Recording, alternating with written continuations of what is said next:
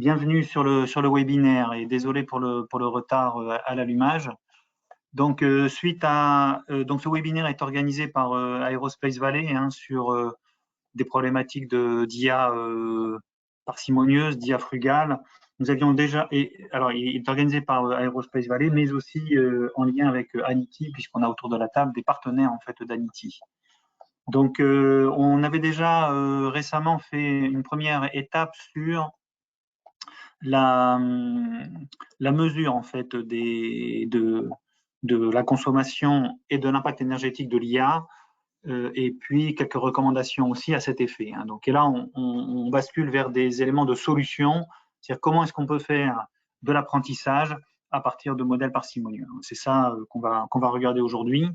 Et donc, on a le plaisir donc d'avoir plusieurs intervenants autour de la table. Je les laisserai se présenter, mais on aura une présentation de la technologie par Baptiste Fedele, donc d'Adagos, et puis des témoignages d'Airbus, des témoignages de Framatome et des témoignages de Syria pour la mise en œuvre de ces technologies-là qui sont passées du laboratoire à l'industrie. Donc, Baptiste, on t'écoute. Merci François-Marie. Donc bonjour à toutes et à tous et merci donc d'être là ce matin. Donc je vais ouvrir le bal de ce webinaire avec la présentation donc de Neureco, l'outil qu'on développe à Adagos. Donc moi je m'appelle Baptiste Fedele, je suis ingénieur recherche à Adagos. Donc ma présentation elle va s'articuler volontairement uniquement sur le logiciel puisque des exemples d'applications seront montrés dans les présentations ultérieures du webinaire. Donc il y aura une partie un peu présentation générale de l'outil, puis une deuxième partie où on ira plus en détail dans les différents templates de Neureco. Alors, avant tout, une petite présentation d'Adagos. Donc, Adagos qui est une entreprise créée en 2012. Aujourd'hui, notre équipe, elle se compose donc de développeurs, d'ingénieurs de recherche et également d'une équipe commerciale et communication. Du coup, notre activité principale, eh bien, c'est le développement de Neureco, à la fois dans le niveau de l'update et l'amélioration des templates déjà existants, mais également de la création de nouveaux templates afin d'étoffer l'offre de Neureco. Alors, j'ai mis ici un peu les différentes activités et partenaires qui ont pu croiser la route de Neureco depuis son histoire. Donc, j'ai mis en valeur ici les 3 partenaires qui vont intervenir à ma suite dans le webinaire, donc Syria et Framatome pour le domaine de l'énergie et Airbus évidemment pour le domaine de l'aviation. Alors, rentrons maintenant dans le vif du sujet. Donc, Neureco, c'est un logiciel d'intelligence artificielle développé et distribué par Adagos qui vise un public d'ingénieurs au sens large du terme. Et ce qu'il va falloir ici retenir finalement, c'est que Neureco, c'est un logiciel qui construit des modèles de type réseau de neurones parcimonieux. Donc, on aura l'occasion de revenir un peu plus tard sur le terme parcimonieux. Là où on va se distinguer en fait des architectures classiques de réseau de neurones, c'est que nous, notre topologie du réseau va être augmentée automatiquement, va être enrichie automatiquement. Elle va donc changer dynamiquement au cours du temps. Et donc, on ne se limite pas aux structures par couche classique que l'on voit dans les réseaux de neurones, on va dire, habituels de l'état de l'art.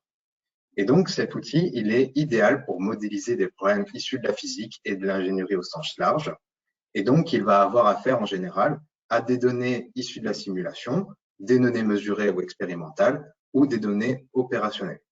Sachant que ces données-là, elles sont souvent difficiles à obtenir ou au moins nécessitent des coûts de calcul importants. Et donc, on cherche à ce que Neureco soit efficace avec peu de données. J'ai ici mis à droite une capture d'écran de Neureco où un réseau de neurones Neureco est visible et il y a également le reste de l'interface. Alors ici, j'ai voulu un peu expliquer dans cette slide comment Neureco s'inscrit dans un problème de machine learning de manière générale, dans un workflow de machine learning. Donc, au début de l'histoire, il y a une problématique identifiée par une équipe d'ingénieurs et leur expertise va permettre, au niveau de cette problématique, de créer un dataset pour répondre au problème. Un dataset, en général, est constitué d'entrées et de cibles. Et une fois que ce dataset est construit, à partir de la deuxième étape, c'est là que Neureco intervient. On va nourrir, entre guillemets, Neureco avec ce dataset et il va en résulter la création par apprentissage du modèle. Et dans une dernière partie, c'est là qu'on va l'utiliser sur des nouvelles données a priori. Donc, on va lui donner des nouvelles données et le modèle va prédire les nouvelles cibles qui, en général, n'ont pas été vus dans le modèle. Donc là, c'était pour montrer que NeurEco intervient un peu en deuxième étape du processus. Alors maintenant, on peut rentrer un peu plus dans le vif du sujet au niveau surtout de la plus-value de NeurEco par rapport aux architectures classiques. Donc, je l'ai déjà un peu expliqué, mais une fois qu'on a du coup créé ce dataset, le NeurEco va partir d'une topologie basique. Donc, c'est ce qu'on voit ici sur l'étape 1, où on a une seule couche intermédiaire avec 2 neurones, dans cet exemple en tout cas. Et ensuite, le modèle va s'enrichir petit à petit jusqu'à arriver à une topologie suffisamment complexe, mais la plus petite possible pour avoir une bonne performance. Et donc, ce processus d'enrichissement va être interrompu lorsque plus aucune amélioration ne sera perçue par le modèle. Donc, ça permet à la fois d'avoir un modèle le plus petit possible, mais qui atteint une bonne performance. Et donc, ici, c'est ça ce qu'on appelle pour nous la parcimonie. Et c'est vraiment ici la clé de l'obtention d'une bonne performance, parce qu'elle permet en fait de mettre dans le modèle des degrés de liberté pertinents, ce qui fait que le modèle est riche là où il a besoin de l'être, là où l'info est importante, et simple là où le comportement est simple, là où il y a peut-être peu d'informations aussi, en tout cas en théorie. Donc, j'en ai terminé un peu avec la première partie de présentation générale et maintenant, on va pouvoir rentrer un peu plus dans les détails des différents templates. Donc, je vais en présenter 4. Ce sont les 4 templates qui sont actuellement disponibles dans la version distribuée du logiciel. Donc, sur cette première slide, des templates, on va dire les plus classiques, les plus connus dans le monde des réseaux de neurones, que sont la régression et la classification. Donc, dans la régression, on va prédire des quantités scalaires continues, alors que dans la classification, on va plutôt faire une technique de labellisation donc des échantillons dans des classes qui sont connues à l'avance.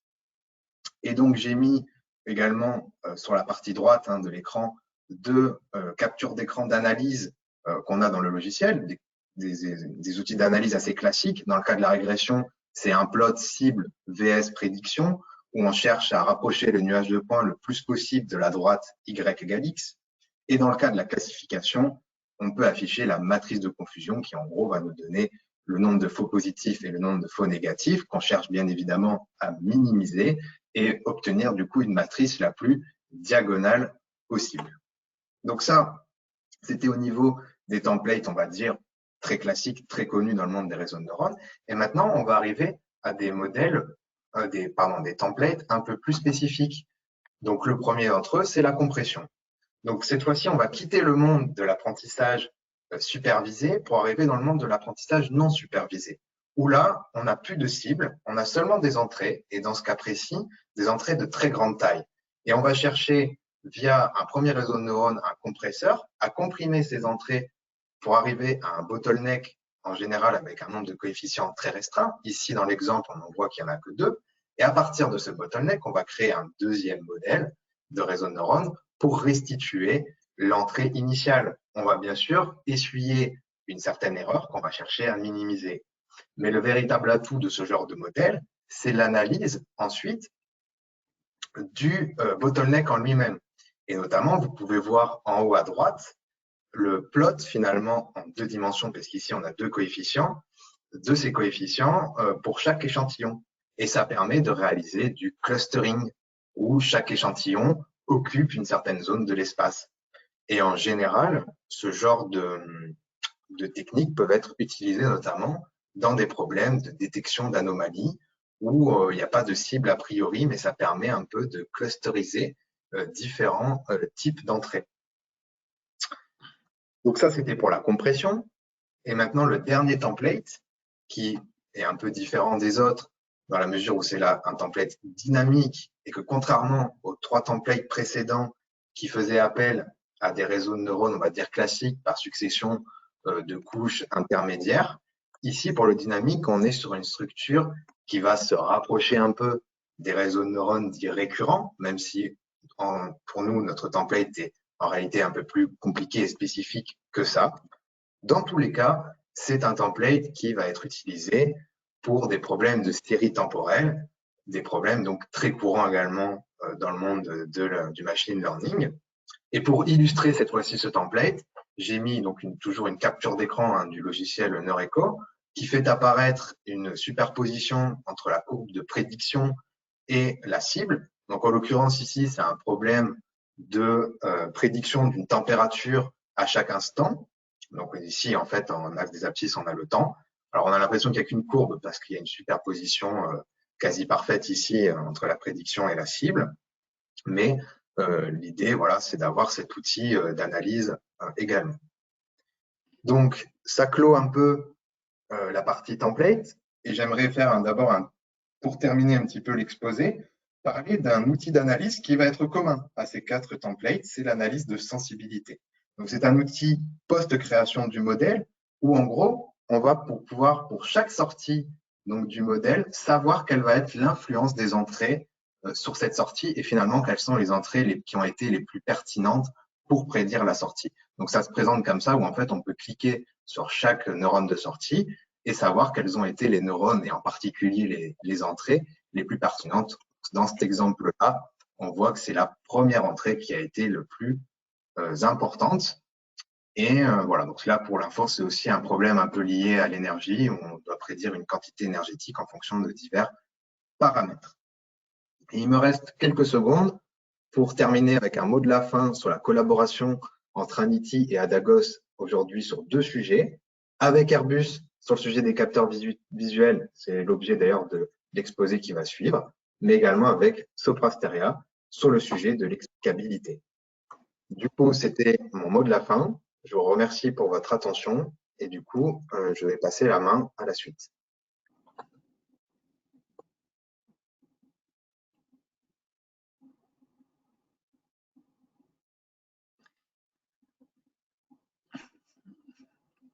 Oui, merci Baptiste. Donc, je vais enchaîner. Désolé, je n'ai pas pu me connecter aujourd'hui. J'étais coincé sur mon VPN et donc, je vais présenter en mode dégradé grâce à Jennifer qui va passer les supports pour moi. Merci Jennifer. Je ne pourrais pas cliquer autant, mais on va y arriver. Donc, je travaille aux essais en vol, département ici en vol des essais en vol d'Airbus, et je me suis intéressé à ces techniques il y a maintenant 2 ans, et je vais déjà commencer par expliquer un petit peu le contexte.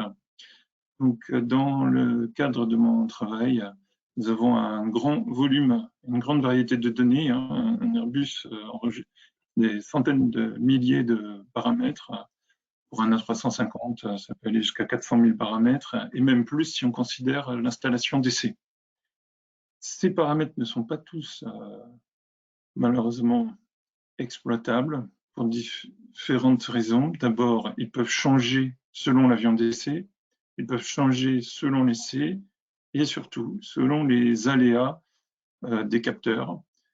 Par exemple, un capteur comme une jauge de contrainte est un capteur qui est collé et donc qui est assez fragile et assez compliqué à maintenir. Donc, certaines mesures vont parfois manquer. Tout ceci nous amène à la question suivante. Étant donné que toutes ces données nous sont maintenant accessibles via une infrastructure Big Data mise en place en 2014, est-ce qu'il serait possible de construire des capteurs virtuels à partir des corrélations que certains paramètres présentent avec d'autres paramètres existants et enregistrés? Voilà, on peut passer au slide suivant, s'il te plaît, Jennifer. Je vais commencer par présenter justement les hypothèses qu'on a eues sur les réseaux parcimonieux et je présenterai un exemple de frugalité en termes de données, en termes de reprise de modèles et en termes de cycle de vie de modèles. Et j'évoquerai à ces occasions des travaux complémentaires qui sont menés dans le cadre de Anity, l'Institut toulousain d'intelligence artificielle. Donc, en ce qui concerne la frugalité avec les données, slide suivant,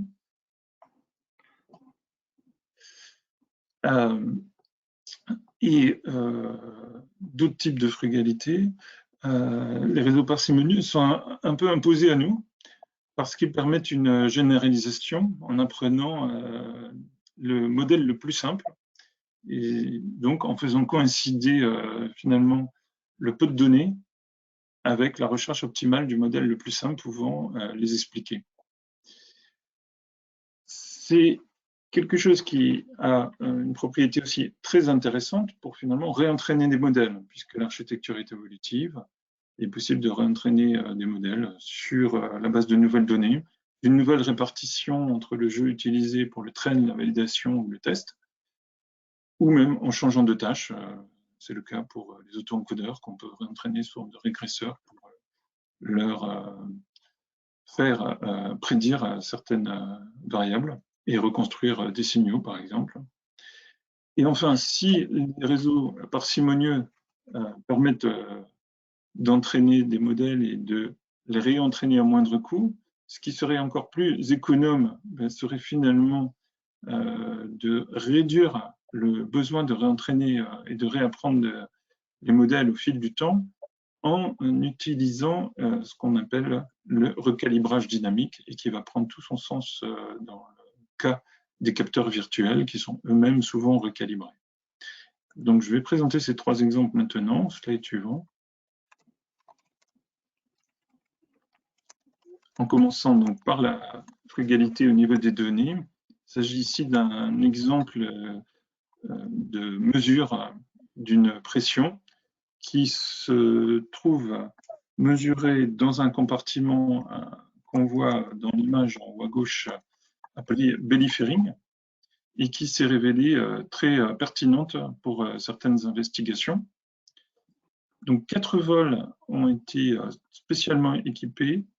L'un des capteurs, je disais, s'est particulièrement révélé intéressant et nous avons réussi à reproduire cette mesure à partir d'une vingtaine d'autres capteurs. On le voit dans la courbe d'apprentissage, au fil du temps, les différences entre la mesure et la prédiction s'amenuisent. Néanmoins, il en reste une, mais qui reste très importante et qui consiste en un spike, ce qui est entouré en rouge. Donc. Et ce spike, on voit qu'il n'est pas appris, et il s'agit d'une erreur de mesure. Donc cette propriété était aussi très intéressante à signaler. On voit le modèle dans la fenêtre en bas à droite, visualisé dans le haut de cette copie d'écran. Cette copie d'écran, en fait, est là pour aussi expliquer qu'on a intégré des travaux de la librairie James AI, qui est développée dans le cadre de Anity, pour aussi faire valider les explications, au moins les pistes explicatives qu'on peut obtenir sur ces modèles, en qualifiant l'importance relative des facteurs sur certaines manœuvres. Et donc c'est un travail qui a pu être réalisé et qui a pu compléter disons, la confiance qu'on mettait dans le fait d'avoir des modèles appris avec très peu de données, voire parfois uniquement quelques vols. Alors, slide suivant, pour illustrer maintenant la reprise des modèles. Le modèle en fait, qu'on a obtenu précédemment, il a été obtenu à partir d'un certain nombre d'itérations qui ont chacune modifié sa structure pour aller au plus simple et en conservant une capacité d'améliorer le jeu de validation. Dans ce cadre, en fait, ce qu'on voit, c'est que le réseau peut se complexifier aussi, se simplifier en termes de connexion, d'accord ?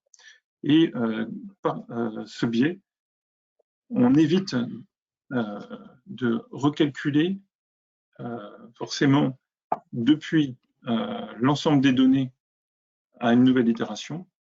Et ça se transpose très bien lorsqu'on veut réentraîner des modèles sur des nouvelles données. Alors, on en a fait une expérimentation à part qui est illustrée dans le slide suivant. Voilà. Où l'on a considéré des données qui étaient acquises par un modèle physique, donc via une simulation, donc via un plan d'expérience. Donc là, en l'occurrence, 1000 time series, qui ont présenté l'évolution d'une mesure sur 100 pas de temps. Et le premier modèle, partant de ces données, a permis de produire une prédiction qui était validée à 90% des cas. Une analyse locale de sensibilité a permis de détecter les faiblesses du modèle, et notamment sur les valeurs autour de 0. C'est vrai que c'est souvent le cas avec les réseaux de neurones. Les valeurs très proches de 0, on le voit avec des chutes ou des montées très brutales des courbes, étaient mal représentées, ce qui a donné lieu à une itération de plus avec le modèle de simulation pour acquérir 100 exemples supplémentaires qui ont été eux-mêmes réinjectés dans le train pour apprendre le modèle itération 2, qui lui-même, donc du coup, a donné 96,5% de cas bien prédits. Mais là, ce qui va nous intéresser, c'est que lorsqu'on réalise une analyse globale de sensibilité de ce modèle et qu'on compare ces résultats avec ceux obtenus en utilisant la totalité des données, donc à la fois les données de train et les données de test, en gardant par contre le dataset de validation qui décide quelle modification on fait sur le réseau à chaque itération, eh bien, on s'aperçoit que les résultats sont très similaires. Bon, là, visuellement, j'ai fait un extract des principaux paramètres et on voit qu'ils se ressemblent très fortement. Ce qui indique en fait qu'on a gagné en stabilité. C'est-à-dire le modèle peut être réentraîné avec de nouvelles données sans repasser par l'ensemble des données, car il présente une stabilité sur les variables qui sont impactées ou qui sont impactantes dans la prédiction. Une propriété, encore une fois, très intéressante qu'on a pu observer sur ces réseaux. Je vais terminer notre retour d'expérience sur la frugalité et les réseaux parcimonieux par finalement la problématique du MLOps. Donc, dans le cas des capteurs virtuels, je pense que c'est généralisable à des contextes hors aviation. On a une difficulté à observer ce qu'on appelle le drift dans le modèle, qui en général est utilisé et monitoré pour réentraîner des modèles, puisque les capteurs eux-mêmes ont beaucoup de dérivations. Donc, il faut savoir que les mesures voilà, tendance à dériver et qu'elles sont régulièrement recalées. Cette problématique fait qu'on a du coup, en théorie, besoin de réapprendre à chaque vol ou à chaque donnée nouvellement disponible un modèle, ce qui rend la tâche très coûteuse. Donc on a procédé autrement. On a utilisé cette fois les réseaux parcimonieux pour calculer des auto-encodeurs qui peuvent être plus ou moins compliqués, là, comme on le voit. Et la couche intermédiaire de l'auto-encodeur est celle qui va nous donner une compression des différentes variables en input la plus efficace pour repérer qu'un nouveau jeu de données est similaire à un jeu vu pendant l'apprentissage. Et par ce biais, utiliser donc ce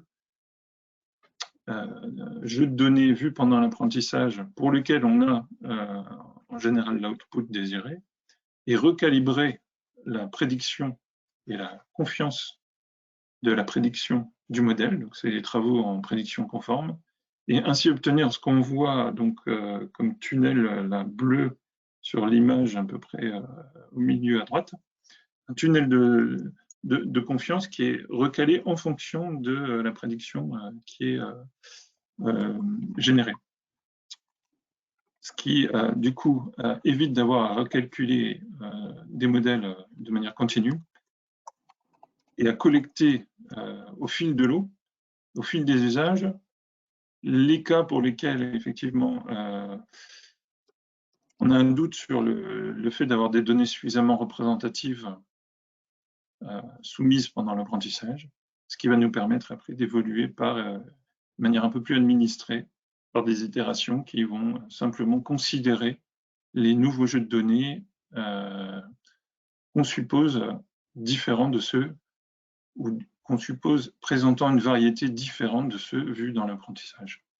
Voilà, c'est un peu technique, mais ce mélange de modèles parcimonieux, au final, donne une capacité assez intéressante pour mettre en œuvre potentiellement des centaines, voire des milliers de capteurs virtuels qui représenteraient du coup de manière partielle mais intéressante un moyen de contrôle de certaines manœuvres et essais qui sont particulièrement importantes à valider.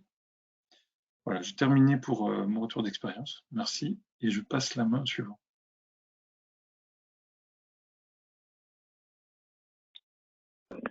Bonjour, donc je pense que le suivant c'est moi, donc Nicolas Gouraud, je travaille à Framatome, je suis responsable des équipes CFD de la direction technique et de l'ingénierie. Et j'ai moi aussi des problèmes de sécurité pour accéder au webinaire, donc je vais moi aussi m'appuyer sur quelqu'un pour passer les slides à ma place. Alors en plus j'ai un très gros lag, donc ça va être compliqué mais on va y arriver. Est-ce qu'on peut afficher juste déjà le transparent numéro 4, qui est la présentation de Framatome en bref, parce que je pense que vous n'êtes pas forcément familier avec Framatome. Framatome, c'est une entreprise qui a plus de 60 ans et qui fabrique des choses qui volent pas très bien, qui fabrique des centrales nucléaires. En fait, on conçoit les centrales, on les fabrique et on vend également des systèmes de contrôle commande. Voilà, on a construit 92 centrales nucléaires dans le monde et on a un chiffre d'affaires en 2022 qui est de 4 milliards d'euros environ. Si on passe au transparent suivant, qui va expliquer un petit peu le contexte dans lequel on a mis en œuvre les solutions qui viennent d'être discutées. En fait, c'est un peu dans la continuité des deux exposés précédents. Nous, on va mettre en œuvre une solution auto-encodeur plus apprentissage dynamique. Et on fait ça, en fait, dans le contexte de la démonstration de sûreté d'un réacteur nucléaire. Donc, vous voyez à droite sur l'image le schéma de principe d'un réacteur nucléaire. La boucle qui est rouge, là, c'est le circuit primaire du réacteur. Donc, potentiellement, à l'intérieur de cette boucle-là, il peut y avoir des éléments radioactifs. On va postuler, dans le cadre de l'analyse de sûreté de la tranche, on va postuler qu'on a une brèche sur cette boucle rouge qui va du coup vider de l'eau du réacteur à l'intérieur de l'enceinte du réacteur. Donc, ça part pas dans l'environnement, ça reste dans l'enceinte. Maintenant, le problème qu'on a, c'est qu'il ne faut pas que le niveau d'eau baisse trop bas dans la cuve du réacteur, au point où ça pourrait abîmer les assemblages combustibles et qui se mettent à fondre. Donc pour éviter ça, on injecte de l'eau dans le circuit. C'est de l'eau qui est généralement très froide, au minimum 10 degrés, et le circuit primaire, lui, il est très chaud, il est à environ 300 degrés. Donc la question qu'on se pose, c'est on va créer un choc froid très important sur nos structures. Ça va faire quoi comme chargement thermique? Est-ce qu'on risque pas d'avoir une stratification dans nos tuyaux avec de l'eau froide dans le fond et de l'eau chaude dans le haut, qui risque à ce moment-là de mettre un peu en banane les tuyaux? Et donc pour répondre à ces questions-là, en pratique aujourd'hui, ce qu'on fait, c'est qu'on fait un calcul de mécanique des fluides 3D, donc on appelle CFD, pour répondre à ces questions-là. Ce calcul, on le sent bien, il va prendre en données d'entrée des tas d'hypothèses qui dépendent du scénario, sur l'évolution du débit d'injection, sur l'évolution du débit qu'on a à la brèche, etc. Et donc à chaque fois qu'on va changer les hypothèses, eh ben, il faut refaire un calcul CFD. Donc c'est long de faire un calcul, donc là l'idée c'est de réaliser un métamodèle pour avoir une évaluation plus rapide de chaque nouveau scénario. Donc, pour vous montrer le niveau de complexité du calcul qu'on doit mettre en œuvre et qu'on va devoir donc représenter avec le métamodèle sur le slide suivant, je vous présente très rapidement, parce que c'est pas le but aujourd'hui, le modèle CFD. Donc en fait, on représente, vous le voyez en partie haute, on représente un quart de la cuve du réacteur, c'est ce que vous voyez sur la gauche là avec un bord bleu. Une tuyauterie qui est de gros diamètre, qui va jusqu'à une espèce de cube qui représente la pompe, et notre injection d'eau froide, elle va arriver sur le petit tuyau. Pour représenter la physique, on a besoin d'un maillage qu'on voit en haut à droite qui fait environ 2 millions de cellules fluides, donc qui va nous donner 2 millions d'informations. On utilise des modèles de turbulence instationnaires. À l'état initial, notre réacteur est à 300 degrés, la vitesse est nulle, et on va injecter à un débit constant de l'eau froide. Donc c'est ce qu'on voit en bas. En fait, on va créer une zone de mélange en face du point d'injection, et ensuite on a un risque de stratification dans notre ligue, et c'est ça qui va nous intéresser. On va représenter 600 secondes avec un pas de temps qui est assez faible. Donc, sur le slide suivant, En fait, on reprend un petit peu la démarche qui a été exposée lors du premier exposé, c'est-à-dire que la première chose à faire, c'est de se constituer une base de données de résultats. Le problème qu'on a dans ce cas-là, c'est que chaque calcul CFD est coûteux. Il faut de l'ordre de 2500 heures microprocesseur pour générer le résultat CFD. Donc on veut limiter au maximum le nombre de calculs à réaliser. Cependant, on a un scénario qui est complexe, je l'ai dit, on a un débit d'injection qui peut être variable. Donc pour commencer, on simplifie avec des débits d'injection constants sur toute la durée du transitoire. Et on réalise un nombre de calculs qu'on estime minimal pour faire une base de données. Donc là, j'ai mis, on a 3 paramètres variables, le débit d'injection qu'on appelle QIS, la température d'injection qu'on appelle TIS et la température du circuit primaire qu'on appelle TP. Bon, on discrétise notre espace de paramètres, on fait 45 calculs. Chacun de ces 45 calculs va nous donner un champ scalaire qui nous intéresse, qui est le champ de température, sur des sondes qui sont représentées sur la petite image à droite. Donc, on a choisi 2830 sondes et sur 500 instants qu'on va choisir répartis uniformément. Et donc, ça nous fait une grosse base de données qui fait 63,7 millions de valeurs. On va utiliser cette base de données pour entraîner un auto-encodeur et un apprentissage dynamique. Et donc les résultats, c'est ce qu'on voit sur le transparent suivant. Les résultats, donc si on fait le premier modèle de façon entre guillemets un peu naïve, bon, c'est déjà pas mal. On a, vous voyez sur les 3 courbes du haut, des évolutions de température en fonction du temps dans des points qui sont situés à 3 altitudes différentes dans la tuyauterie. Le premier, le plus à gauche, c'est un point qui est situé en bas. Donc, on a un choc très brutal au début.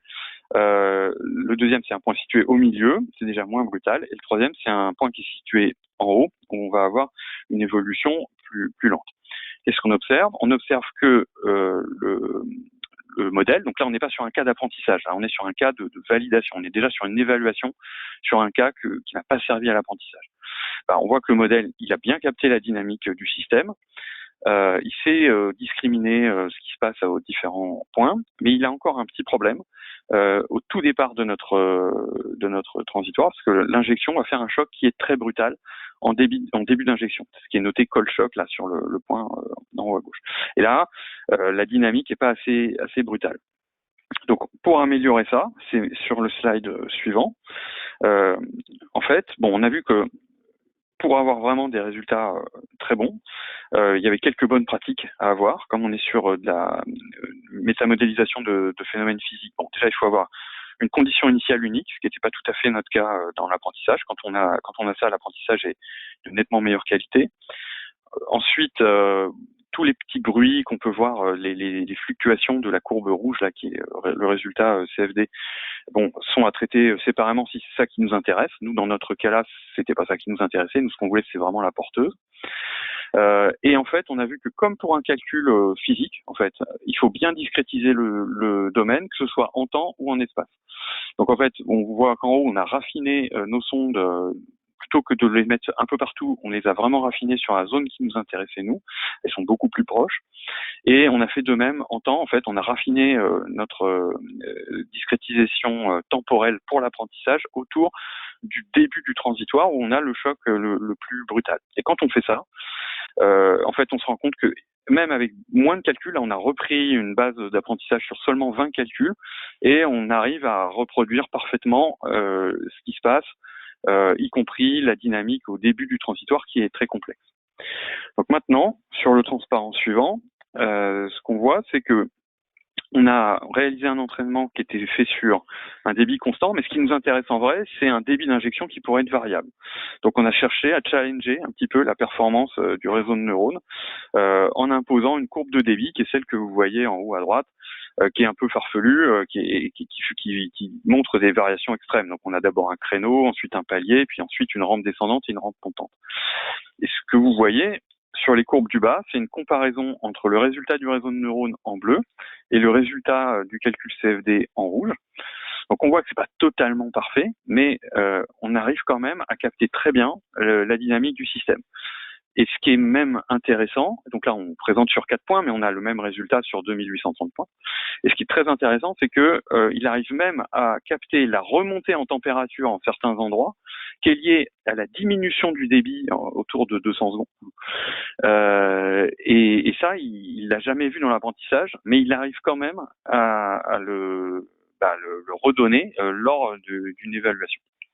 Donc, en conclusion, sur mon dernier transparent, qui est le transparent suivant, à l'aide de cette technologie, on dispose d'un savoir-faire qui permet de réaliser des métamodèles transitoires 3D. C'est vraiment une copie du résultat que nous aurait donné l'analyse CFD.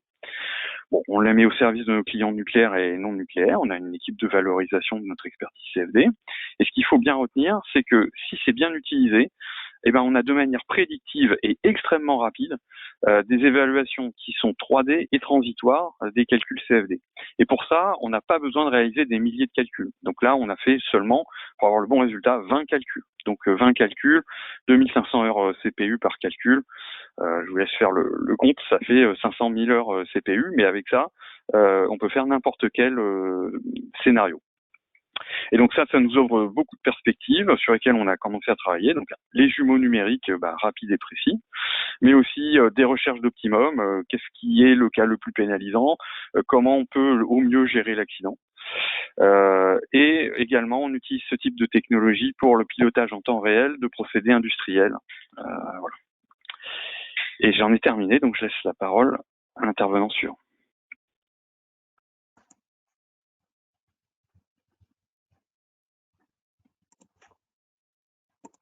Hop.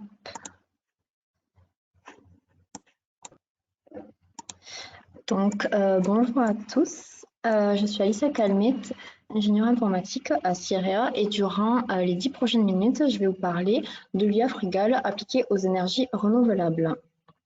Donc déjà en quelques mots, qui est CIREA? Donc CIREA est un concepteur, fabricant et installateur de solutions depuis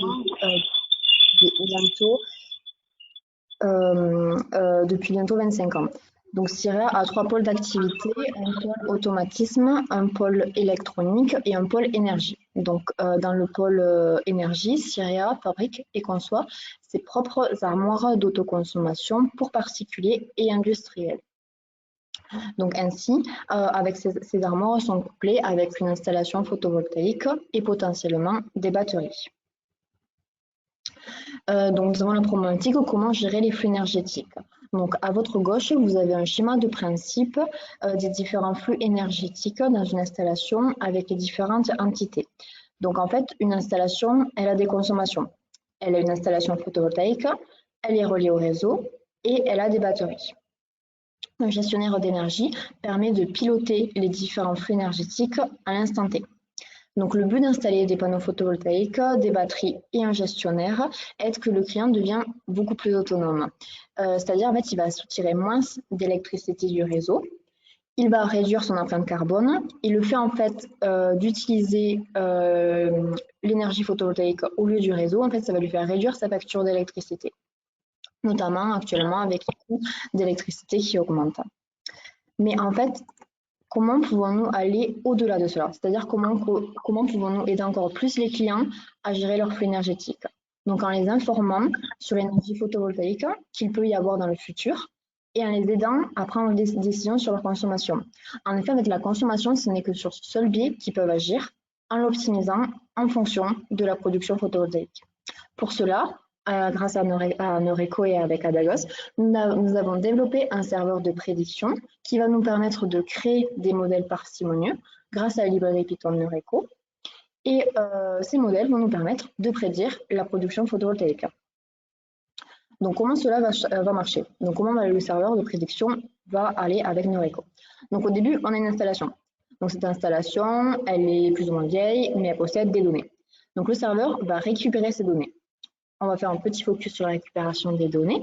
Donc, le serveur, afin de générer un modèle, va récupérer des données d'entrée et de sortie. Le serveur va savoir quelles données d'entrée et de sortie récupérer grâce à une interface communiquant avec ce serveur à l'aide d'une API.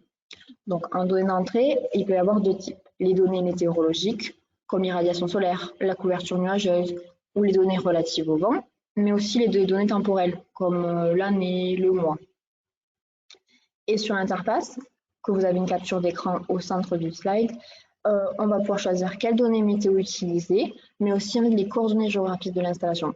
Parce qu'en fait, le serveur va avoir besoin des données météo historiques d'un emplacement précis, celle de l'installation. Et enfin, en données de sortie, il y a la production photovoltaïque. Donc il faut savoir en fait que quand on crée un modèle, il faut au moins 1 an de données, et en fait on récupère le plus souvent des données avec un pas de temps heure par heure. Après avoir récupéré les données, le serveur va traiter ces données. C'est-à-dire en fait, il va les préparer et les mettre en forme afin que le modèle futur apprenne le mieux. Donc qu'est-ce que ça veut dire, préparer les données? C'est-à-dire en fait que par exemple, si on a la direction du vent en entrée, cette direction, c'est une valeur en degrés. C'est une unité en degrés et les valeurs vont de 0 à 360 degrés. Sauf qu'en fait, il faut que le modèle comprenne que 0 degré, c'est 360 degrés, ou bien que 359 degrés, c'est très proche de 0 degré. Donc pour cela, en fait, on va appliquer des formules mathématiques sur ce type de données. Et par la suite, le jeu de données va être scindé en 3. Donc il va avoir les données d'apprentissage, les données de test et les données de validation. Puis ces données vont être données à Neureco, et Neureco va créer un modèle de régression. Ce modèle va être stocké sur un de nos serveurs ACIA et il va nous permettre de prédire la production photovoltaïque. Donc maintenant, en fait, on va passer aux parties qui sont les plus intéressantes, c'est celle des résultats. Donc, face à vous, vous avez une capture d'écran de l'interface d'un de nos logiciels qui permet d'afficher des graphes, des courbes. Donc, en rose foncé, vous avez la courbe de production photovoltaïque réelle et en rose pâle, la courbe de production photovoltaïque prédite. Donc, ces courbes sont celles d'une installation d'un particulier près de Toulouse et son installation avait de très bonnes données et elle date de plusieurs années. Ainsi, en fait, le modèle que l'on a généré a appris sur 2 ans et demi avec un pas de temps heure par heure, soit un jeu de données d'environ 20 000 points. Donc, on peut s'apercevoir que la courbe de puissance photovoltaïque prédite suit quand même de manière assez homogène la courbe de puissance réelle. Bon, bien sûr, quelquefois, en fait, la courbe de puissance réelle a des pics, par exemple le premier jour, que la courbe de puissance prédite ne suit pas. Mais en fait, on va s'apercevoir que l'énergie accumulée sur la journée de la production photovoltaïque prédite est quand même assez proche de la production photovoltaïque réelle. Un autre exemple, c'est celui d'un industriel. Donc face à vous, vous avez un bar graphe avec en rouge l'énergie photovoltaïque réelle et en vert l'énergie photovoltaïque prévue. Donc ces courbes sont celles de l'installation d'un industriel qui a une installation depuis plusieurs années et le modèle en fait a pris sur 3 ans, pareil avec un pas de temps heure par heure. Et en fait, il faut savoir que le modèle a été généré assez rapidement, malgré un jeu de données de presque 26 000 points. Donc ce modèle a été généré en un peu plus d'1 heure. Et nous pouvons nous apercevoir, notamment du 7 février au 19 février, que la courbe d'énergie photovoltaïque prévue est quand même assez proche de la courbe de l'énergie photovoltaïque réelle. Donc en fait, il faut savoir que les résultats pour ce cas, pour cet industriel, ont quand même été assez bons du fait qu'il y ait un jeu de données très fiable aussi. Et au-delà de cela, en fait, cet industriel a accès aux informations de production photovoltaïque prévues. Il va s'en servir notamment pour lancer certains process, certaines machines en fonction de la production prévue. Il va ainsi optimiser sa consommation. Par exemple, s'il s'aperçoit que dans 2 jours, il va pleuvoir et que dans 3 jours, il va faire très beau, il va lancer plutôt certains process le 3e jour plutôt que le 2e jour où il y a un risque de pluie. Enfin, pour aller plus loin, nous avons utilisé Neureco dans le cadre d'une autoconsommation collective. Donc, dans le cadre d'une autoconsommation collective, plusieurs sites sont reliés entre eux, échangeant des flux énergétiques entre eux. Et nous avons créé des modèles de prédiction photovoltaïque pour chaque site. On a aussi créé des modèles de prédiction de consommation pour chaque site. Et en fait, on a allié ces modèles, Neureco, avec la programmation linéaire qui est des mathématiques. Le fait de combiner ces 2 techniques nous a permis de prévoir les échanges de flux entre les sites et le réseau et au sein de chaque site. Par exemple, est-ce que le site A va envoyer de l'électricité au site B ou même est-ce que dans le site A, la puissance photovoltaïque qu'il y a, est-ce qu'elle est stockée en batterie ou est-ce qu'elle est utilisée pour la consommation. Donc, c'est un cas qu'on a réalisé notamment pour 3 installations dans un cadre de projet de recherche. Enfin, pour conclure, donc l'IA est utilisée aussi dans les PME parce qu'à Cirea, on est une petite entreprise de 35 employés et Noreco nous a aidé à optimiser les performances énergétiques de Cirea, mais aussi pour nos clients. Au-delà de cela, les modèles en fait générés par Noreco sont générés de manière assez rapide. Voilà, tout à l'heure, je vous ai parlé d'un peu plus d'1 heure, mais de manière souvent, c'est quand même plusieurs dizaines de minutes. Donc, en fait, les serveurs matériels ne vont pas être sous tension, comme ça pourrait être le cas avec d'autres générations de modèles, avec d'autres librairies ou d'autres technologies. Noreco nous a permis aussi de créer un modèle générique de production photovoltaïque. En effet, je vous ai parlé que pour une installation, il fallait au moins 1 an de données. Sauf que quand l'installation est neuve, on veut quand même essayer de prédire sa production photovoltaïque. Donc, on a besoin d'un modèle générique qui puisse le faire. Et enfin, Noreco nous a permis de prédire aussi la consommation de certains sites qui avaient certaines tendances qu'un humain n'arrivait pas à prévoir. Donc voilà, je vous remercie pour votre attention et je vais laisser la main à l'interlocuteur suivant.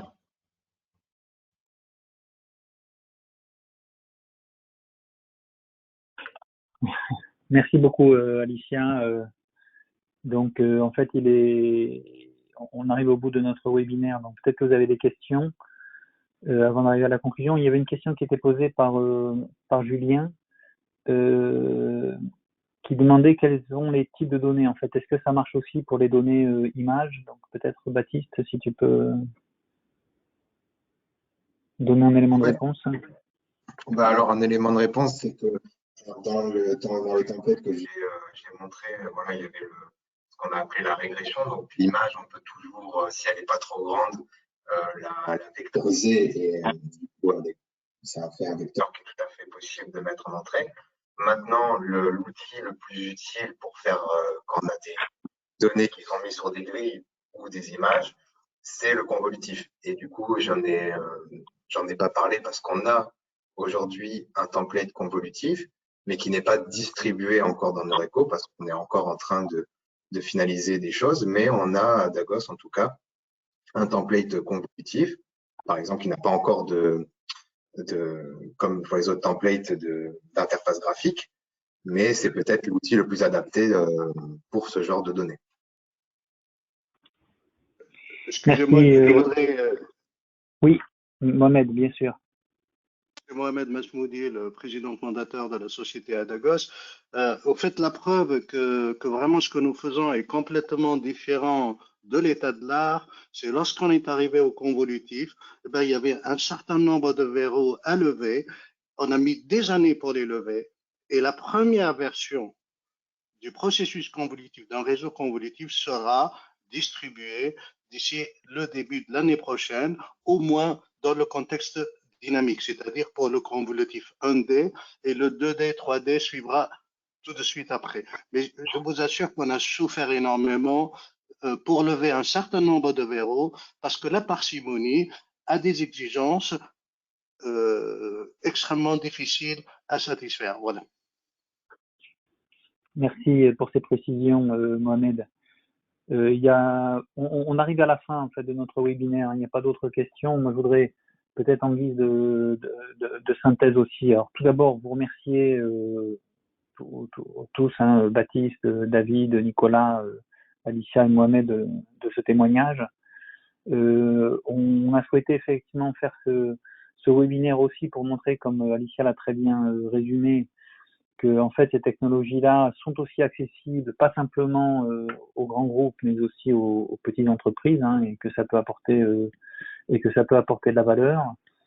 L'autre remarque qu'on peut aussi faire, c'est que le frugal, bon, vous savez que ça fait partie des grands axes de la stratégie nationale en IA. Hein, le frugal arrive sur le marché, hein, sous les formes que vous avez les uns et les autres présentées. Donc c'est pas simplement quelque chose qui est à venir ou un objectif, c'est aussi une réalité qui se déploie sur le marché avec les difficultés qu'a rappelé Mohamed, bien sûr.